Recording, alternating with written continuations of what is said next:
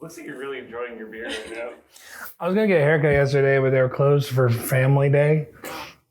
So it's gonna be a mountain man situation. Hi, I'm Danny Baranowsky. I'm a video game music composer.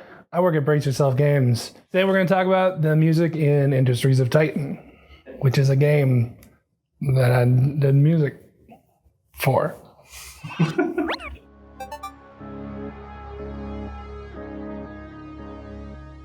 When I was getting started, I knew from a pretty early age I wanted to just do music for a living, and I saw the movie Tenacious D and the Pick of Destiny, and they paid the rent with their rock, and that's all I wanted to do was pay the rent with my rock. I've been writing music since a pretty early age. Cakewalk on my parents' 486DX computer. Kind of kept with it over the years. Started doing video game remixes for Overclocked Remix.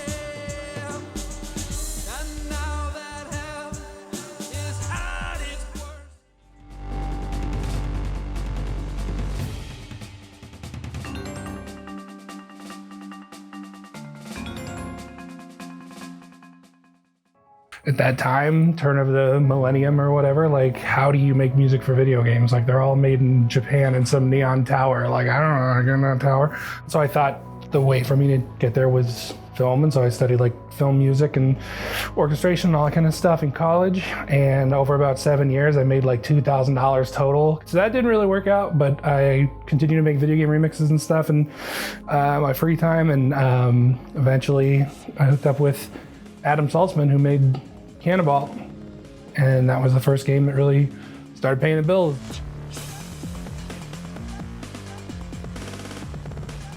From that point in 2009, like, it's been a job somehow. And then Super Meat Boy, Binding of Isaac, Desktop Dungeons, Crypt of the Necrodancer, most recently Cadence of Hyrule, and coming up, Industries of Titan. I've kind of just always had this ability to just like feel music, I think maybe stronger than other people, and that's what's really important to me. I don't conceive of music without an emotional element to it. Just hearing people who are making the game talking about it and how they feel about it, and just kind of parasitically stealing those emotions like an X-Man, kind of letting it roil around, and eventually the themes and emotions that are most important will kind of settle at the top. So there's one I'm calling Void right now. The slot I'm trying to fill with that one is kind of like the desolation, isolation. I don't even know about like hopelessness. People are trying to do a thing, there's hope in it, but it is not like, life's never gonna be like cool on Titan. Like, it's always gonna be just some fart gas rock out in Saturn, right? At the end of that track right now, it sounds like a old-timey music broadcast is coming from Earth, but it's like broken up because there's like solar radiation breaking up the transmission or whatever. And what they get is all distorted and skipping and all that kind of stuff, but kind of just interpreted through that lens of like how they would listen to music at that time. That's gonna be a thing I'm gonna do, and I'm gonna make some tracks where it's just kind of like, okay, this is the interpretation of some salsa flamenco that went through, a solar flare, messed it up. So it's like pitched up a bunch and slowed down, and a bunch of parts are missing. So what did they get, and how did they then interpret it? Does it matter if anybody listening to it knows that that's how I did it? No, but for me, it makes it more interesting, makes it more fun, and I think it makes it more consistent. Sometimes you just write music that sounds cool, and it's cool because it's cool. But I try to have a justification for everything I do, and like trying to have a palette of emotions to choose from for each possible situation. And so harnessing those emotions, shaping them, and deploying them in a way that helps to contour this interactive experience that you're having, regardless if it's just a narrative one or a mechanical one. You're guiding the players emotionally. Setting boundaries to your writing process when you get started is important, because if you don't, you just literally have the entire panoply of reality of sounds in which to use, and it's too much. especially if you're trying to have a certain aesthetic. So Titan, you start with the big ones.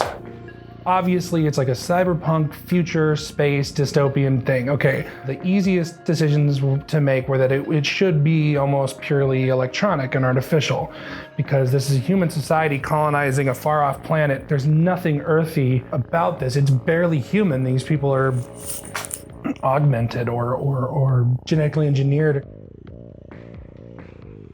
Approaching an entire genre of game musically, you don't want to limit yourself. You want to leave yourself open for experimentation and different ways of doing things. But I think there's certainly a rhythm game is going to necessitate a different approach from a puzzle game. With a city builder, you definitely need to worry about oversaturating people because the length of play is so much longer. Where like a platformer, action game, rhythm game, whatever, you might play for 15, 20, 30, 40 minutes, whatever. City builders are games that like people lose their jobs and marriages over, so they're gonna be playing it for a while. So I think it's important to play a lot more with space and let the sound design get a chance. I think this is one of those kind of situations where the sounds of the buildings and the atmosphere and just everything that's going on, there's gotta be some gaps in the music and lower parts in the music where that stuff can come through. But like everything, it's all gonna come down to you put it in the game and see how it feels. That's always what it is. All these concepts are great. You can talk about it all day, but like, if you play for 4 hours, how do you feel after? Because it's a real danger. Like you can oversaturate people pretty easily. The stuff that's on the horizon I think for early access, we're just focused on getting a lot of good tracks in the right place. How much music is ultimately going to be in it, how we're going to manipulate it. Early access is really just the start. It's going to be good to finally get some feedback on music that's in the game. Early access can be strange, but one of the good things about it is you got a ton of people playing it and letting you know what they think. So there's good things and bad. There's only good things, I'm sorry about that. Do you want to say goodbye to the nice people who are watching me?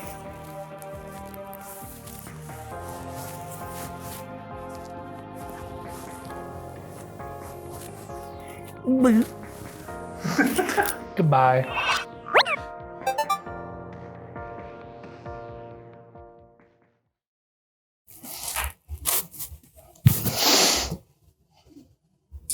Better brace yourself.